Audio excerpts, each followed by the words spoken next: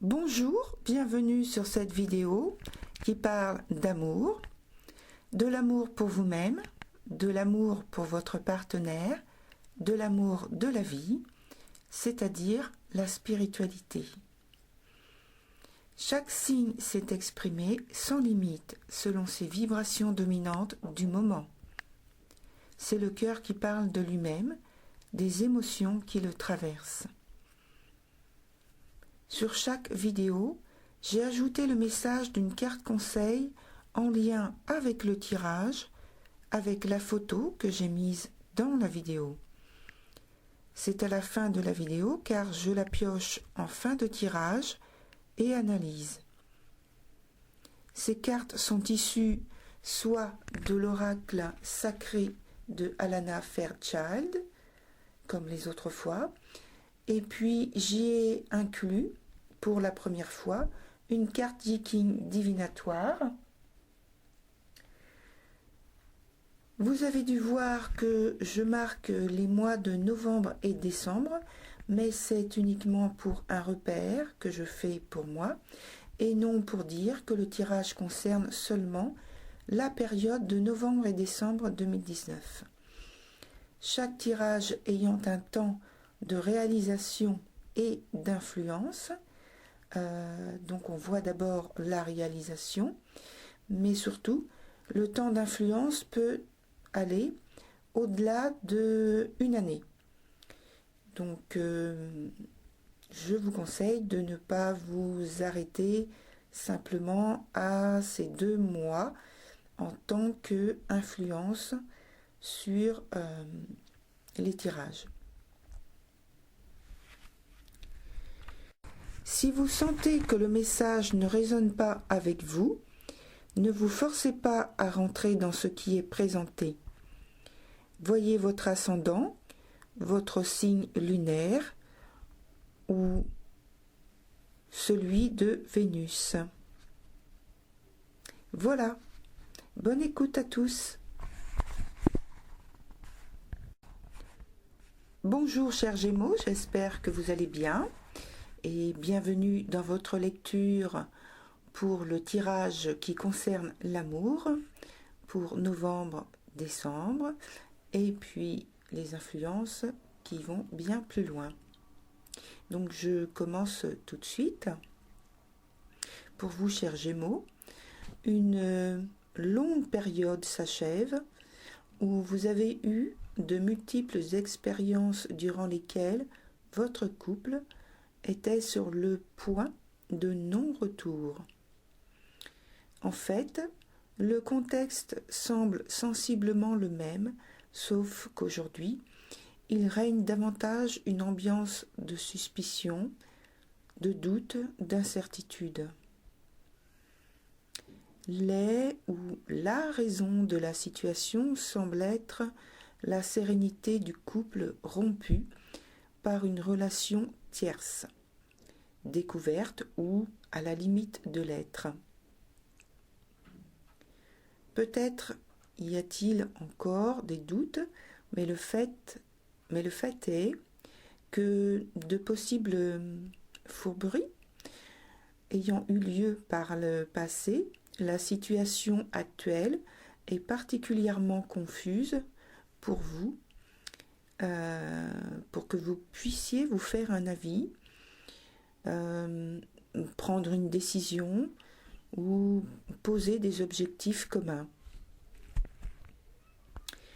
Vous avez su garder la tête haute en faisant preuve d'humilité, notamment en vous rattachant aux valeurs que vous avez quand il s'agit de sentiments amoureux.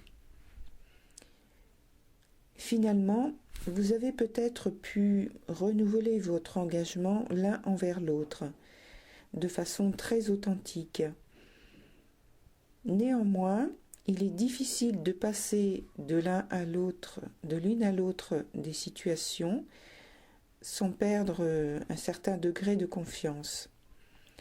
Durant les prochaines semaines, vous aspirerez à sortir de cette phase intermédiaire, peut-être en ne comptant plus vos heures dans votre activité professionnelle, peut-être en étant moins démonstratif dans l'expression de votre langage amoureux.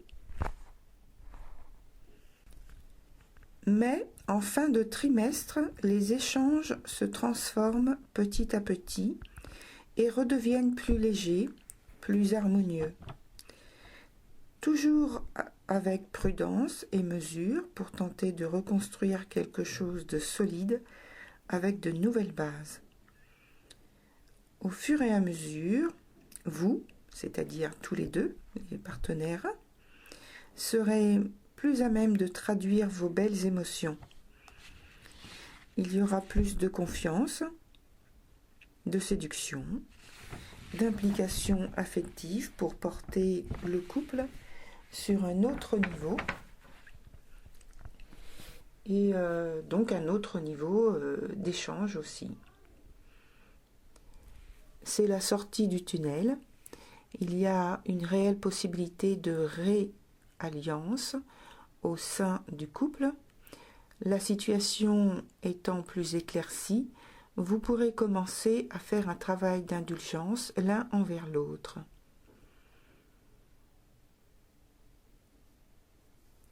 Alors, il y a autre chose par rapport à votre jeu. En fait, pour moi, il y a deux niveaux de lecture, deux niveaux. Ce que je viens de lire, c'est au premier plan. Et en arrière-plan, il y a quelque chose comme ce que je vais vous donner maintenant. Votre jeu fait état de difficultés à maintenir votre attention sur un ou une partenaire. Alors, peut-être que c'est vous, chers Gémeaux, ou bien votre partenaire qui n'y parvient pas. Sentimentalement, vous êtes comme un jongleur dont les sentiments vont et viennent. Vous êtes indécis, mais désireux, au fond, à fixer votre dévouement envers une personne qui serait pour vous parfaite. Car votre jeu, en arrière-plan, parle d'engagement et de longévité, de stabilité et d'amour vrai. Le conflit intérieur qui se joue en arrière-plan parle de crainte, de peur. Peut-être alors devez-vous chercher à quoi est liée cette peur, cette crainte ou cette angoisse qui brouille votre relation sentimentale. Qui que ce soit au sein du couple qui semble évoluer dans ce mal-être, c'est aussi une des raisons qui fait obstacle à l'équilibre de la relation. Donc voilà pour la lecture de votre jeu. Je vais donc maintenant passer à la carte conseil, qui est la carte numéro 28 et qui s'appelle Rêve collectif. Votre cœur est assez gros pour ne pas rêver que pour vous-même, mais pour une nouvelle humanité. Imaginez un monde respectueux, plein de compréhension et de communauté qui encouragent la vie. Mais les rêves qui ne concernent que vous contribuent positivement au bien de tous. Telle est la nature de votre cœur. Il coopère naturellement et intelligemment au grand ordre de la créativité de l'amour, travaille à soigner les cœurs du monde. Il crée des situations avantageuses pour tous, communauté ou individu. Honorez votre désir et votre envie de créer avec des gens qui partagent les mêmes points de vue. Vos rêves collectifs inspirent les cœurs et apportent de l'amélioration à vous-même et à tout le monde.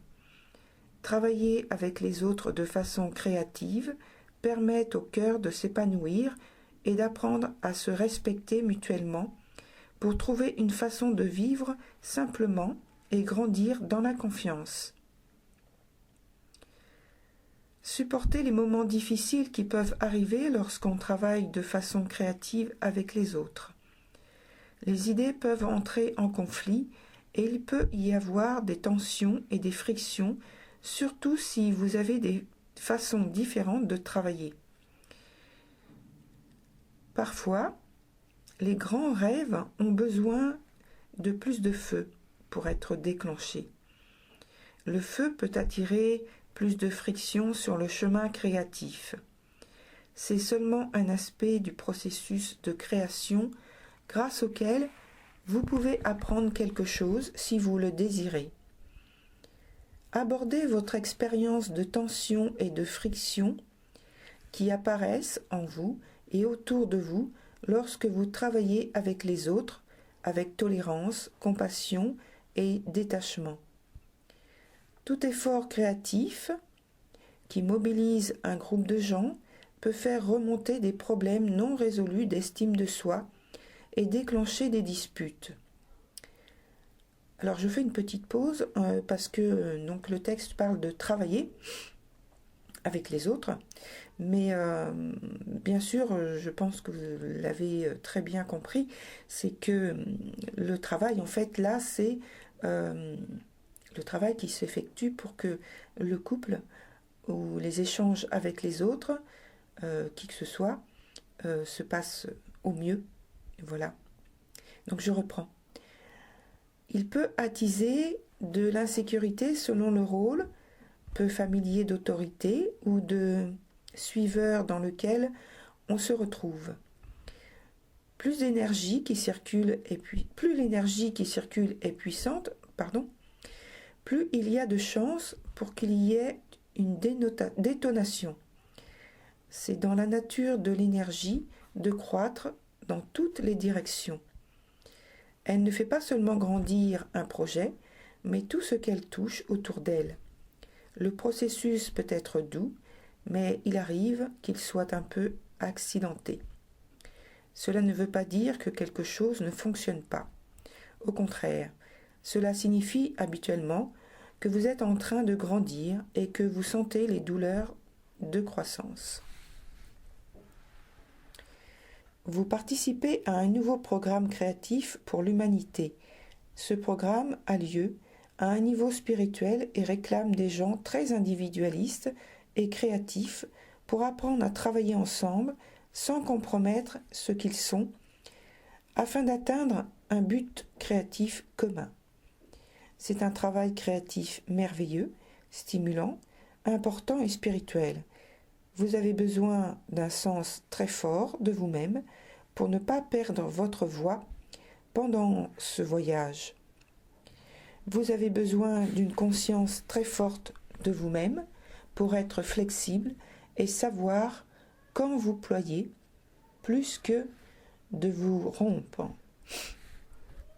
Sachez intuitivement quand vous pouvez vous sacrifier de bon cœur pour le bien de tous et quand, pour la bonne cause, vous devez rester fidèle à votre propre voie. Seul votre cœur peut vous guider sur ces problèmes. Les autres ne sont pas toujours d'accord avec vos instincts et vice-versa. Cela fait partie du défi de rester présent afin que la friction créée puisse être canalisée en énergie créatrice au lieu d'être perdue dans l'agitation émotionnelle. Souvenez-vous que le plus important est d'être à l'écoute de sa propre voix.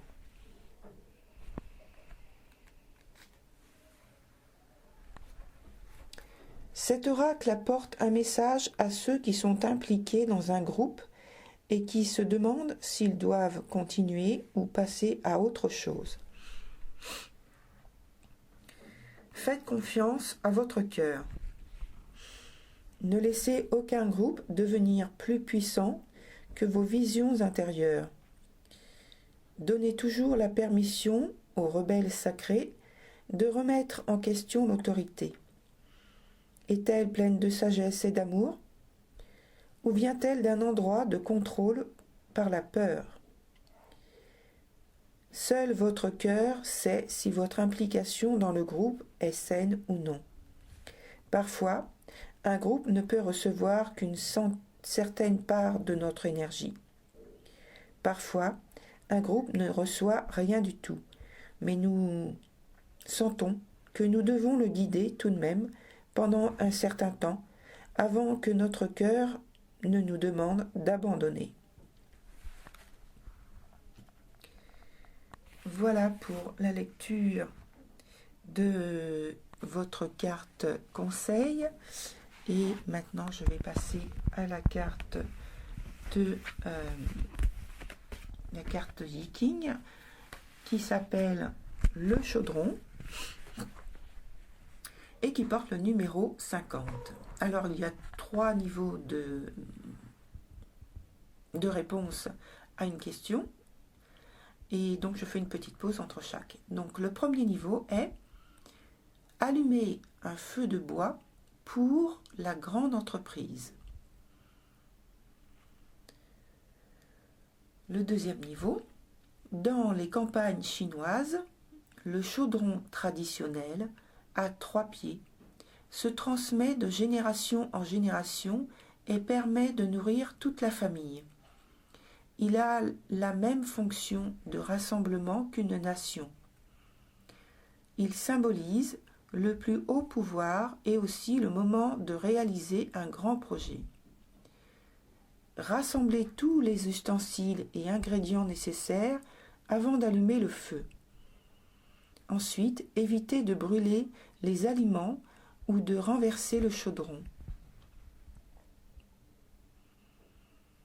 Le troisième niveau, réfugiez-vous dans les joies de la vie familiale lorsque vous sentez que vous perdez du pouvoir.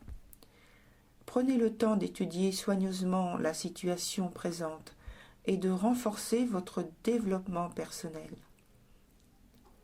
La réussite ne viendra que si vous respectez les lois et offrez votre coopération à des subordonnés intelligents et capables.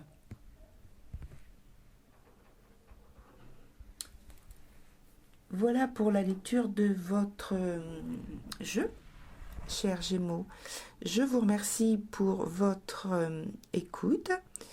Je vous souhaite bon courage et je vous dis à très bientôt.